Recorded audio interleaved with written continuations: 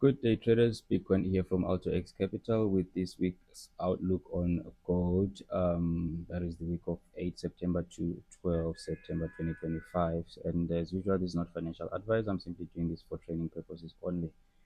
Right, we did see quite a huge rise in gold's prices all the way to around about 3,600, and I do hope you had a great weekend and also a great inflation trading on Friday, the 5th of September, right? So let me quickly go through today's articles just to support that gold is still a safe haven because we know that banks are still buying gold despite the current prices, right? So I'm going to read this article here by Skadian Meta from FX Leader. So it says gold surged to fresh record highs last week, lifted by dovish Federal Reserve expectations and weaker U.S. labor. It says gold surged to fresh record highs last week, lifted by dovish Federal Reserve expectations and weaker U.S. labor market data, with spot prices nearing 3,600 and futures climbing past 3,650, right?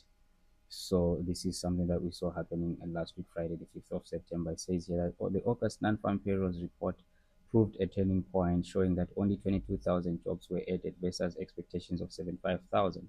Alongside this miss, jobless claims rose by 8,000 to 237,000, while unemployment tickled up to 4.3% rather, at the highest level since 2021. These signs of a softening labor market intensified bets that the Fed will move quickly on rate cuts, right? Markets are now pricing at almost certain 25 basis point reduction at the 17 at the September 17th FOMC meeting, with growing expectations for a deeper 50 basis point cut, a weakening US dollar, DXY down to 98, and lower treasury yields added further tailwinds, bolstering gold's appeal as a non-yielding safe haven. So we did see yields dropping down to 4.09 and 4.10 level, right?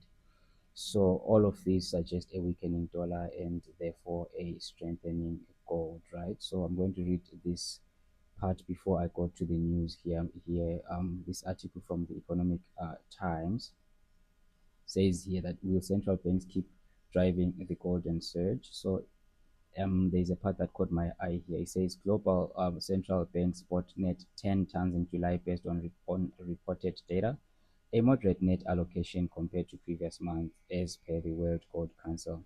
Despite this slower pace of net buying, central banks continue to be net buyers of gold even in the current price range. Right, the last part here says central banks hold gold in their foreign currency reserves portfolio as a relatively low risk asset, often seen as a hedge against inflation and geopolitical or economic uncertainty. In normal circumstances, they reduce purchases when gold prices are high. What is different now is that uncertainty itself has become systematic, the United Nations Agency for Trade and Development said in its global trade update on Monday, adding that this hit developing economies at the hardest, right? So gold remains a safe haven if banks are still buying.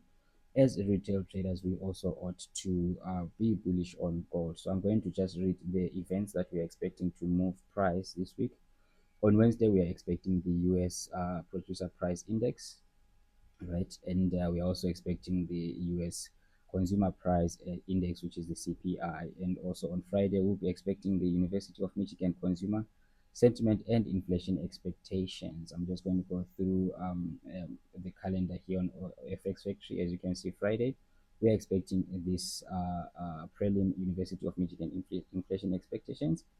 On Thursday, we do see here the CPI, and on Wednesday, we are seeing the PPI right here. So when it comes to levels, we're expecting possibly gold to reach 3,700 or even a 4,000 area as they have been anticipating, right? So don't forget to trade safe. Don't forget to follow your trade plans, and don't forget to definitely follow your management plans this coming week. And that being said, talk to you again soon. Cheers, bye.